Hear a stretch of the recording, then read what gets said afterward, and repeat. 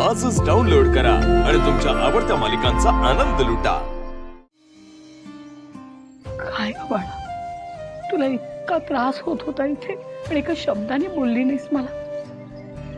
हे सगळं होईल याची कल्पना होतीच आपल्याला। तुम्हाला काय सांगणार होते मी? तुम्हाला काही सांगितलं असतं ना तर तुम्हालाच दोघांना जरा जास्त त्रास झाला असता, म्हणून नाही सांगितलं। आणि अगं, इथे ऍडजस्ट व्हायला वेळ लागणार आहे हे माहिती आहे आपल्याला, आणि तोच वेळ देते मी। तुझा इतका अभिमान वाटतो या क्षणी। नव्या घरात इतका त्रास झाला तुला, पण तरी माहेरी आल्यावर सासरच्या लोकांच्या विरोधात कारण नाही ऐकवलंस आम्हाला।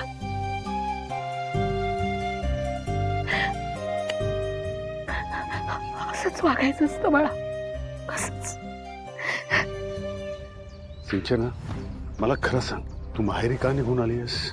बाबा, भावनाताईने सिद्धूला फसवलंय आणि तुम्ही सगळ्यांनी तिची साथ दिली। तुम्हाला माहित नसेल बाबा, पण जेव्हापासून त्या दोघांचं लग्न झालंय ना तेव्हापासून माझ्या माहेरी फक्त आणि फक्त वाद सुरू आहे। मग तुम्हीच सांगा बाबा, ज्या घराने माझा विश्वासघात केला त्या घरात मी कशी येऊ? हे बघ सिंचना, सगळ्यात महत्वाचं म्हणजे जे काही झालं त्यात भावनाचा काहीही दोष नाहीये, आणि ही गोष्ट तुलाही माहिती आहे। अगं, सिद्धू तिच्या प्रेमात पडला होता, त्यानं न सांगता तिच्या गळ्यात मंगळसूत्र घातलं, त्यालाच तिच्याशी लग्न करायचं होतं।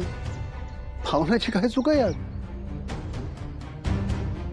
आणि तू हे विसरतेस का, जेव्हा तू हरीशशी लग्न केलंस, तुझ्या घरनं पळून आलीस तू,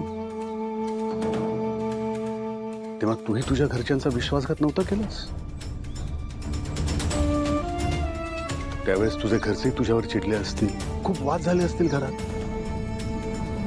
पण नंतर काही वेळाने सगळं शांत झालं ना। तुझ्या घरच्यांनी तुला स्वीकारलं ना ग, मग तू एवढ्या टोकाची भूमिका का घेतेस? आणि मला सांग, यात हरीशचा काय दोष आहे? अगं, तू लग्न केलेस ना त्याच्याशी, दुसऱ्या कोणाच्या तरी लग्नामुळे तू स्वतःचा संसार का मोडतेस? सिंचना, गेले काही दिवस तू माहेरी राहतेस, पण तू कायमची इथेच राहणार आहेस का? तू माझ्या एकाही प्रश्नाचं उत्तर दिलं नाहीये सिंचना, कारण तू तुझा राग एवढा मोठा करून बसली आहेस। पण खरं सांगू, या गोष्टीत काहीही तथ्य नाहीये। बाबा, तुमचे प्रश्न विचारून झाले असतील तर आपण जाऊया का? जाऊया ना, फक्त जाण्यापूर्वी माझ्या 2 प्रश्नांची उत्तर देशील? तुझं हरीशवर प्रेम आहे आणि तुला काय वाटतं ग, हरीशचंही तुझ्यावर प्रेम आहे ना? अगं, खूप प्रेम करतो ग तो तुझ्यावर, तो तिकडे तुझ्या वाटेकडे डोळे लावून बसलाय सिंचना। आणि आपल्या घरात आम्ही तुला कधीच सुनेसारखं नाही वागवलं ग, नेहमीच मुलगी मानलंय तुला। तुला काही त्रास दिलाय का? असं सगळं असताना तू फक्त तुझ्या हट्टापायी तुझा संसार मोडतेस का? आणि खरंच सांगतो, एकदा का वेळ निघून गेली ना, त्यानंतर तुला संसार कितीही जोडायचा असला तरी जोडता नाही येणार सिंचना। तू या गोष्टीला तयार आहेस का? बघ, मी जे काही बोललो त्याचा शांतपणे विचार कर आणि तुझं उत्तर मला सांग।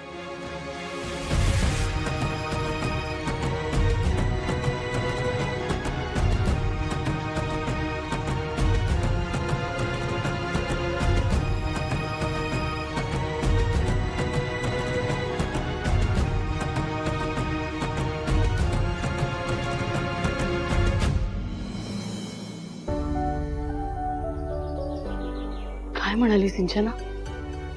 मी जे बोललो सिंचनाशी त्यावरती विचार करणार आहे आणि तिचा निर्णय आपल्याला सांगणार आहे।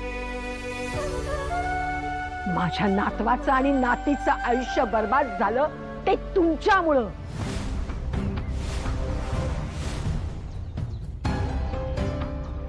आता कसल्या उत्तराची वाट बघताय हो तुम्ही?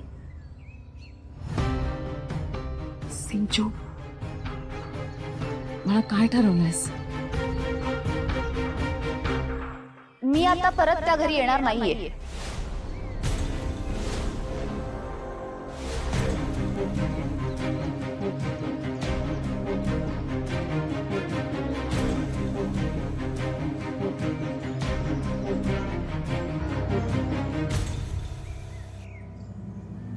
काय मिळालं ना उत्तर तुम्हाला तिचं? चला, मग आता इथं थांबायचं नाही. माझ्या घरात तुम्ही आता दिसता कामा नये. आणि इथून पुढं तुम्ही जर इथं आलात तर तुमची कळ नाही. पाच झाला जी. आणि जर तू त्यांचा अपमान केलास तर मी तुझी गय नाही करणार. सिद्धू, सिद्धू सिद्धू शांत हो. भावना, काळजी घे का.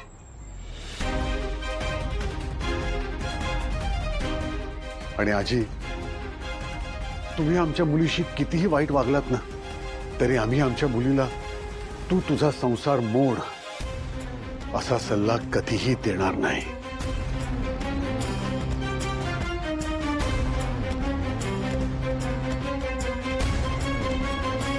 काहीही झालं तरी आम्ही हिच्या पाठीशी उभे राहू.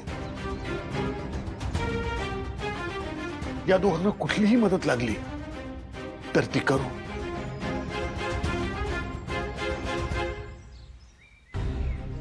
आणि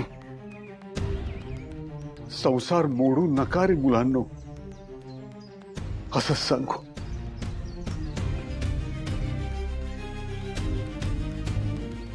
आणि आजी, एक गोष्ट तुमच्या लक्षात येत नाहीये. जो सल्ला तुम्ही सिंचनाला देताय ना, यामुळे हिचा संसार मोडणार आहे. भविष्यात हिचं खूप नुकसान होणार आहे. मला असं वाटतंय की या गोष्टीचा तुम्ही सगळ्यांनीच विचार करायची गरज आहे.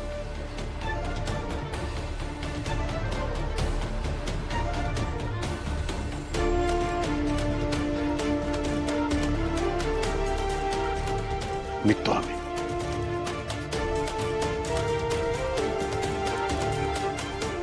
लक्ष्मी, चल. येतो का?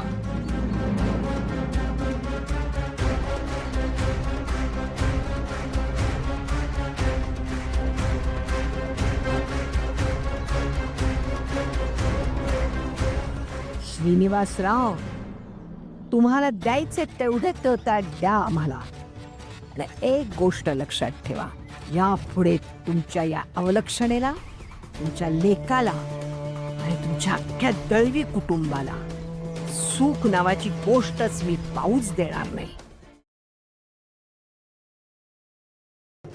लक्ष्मी निवास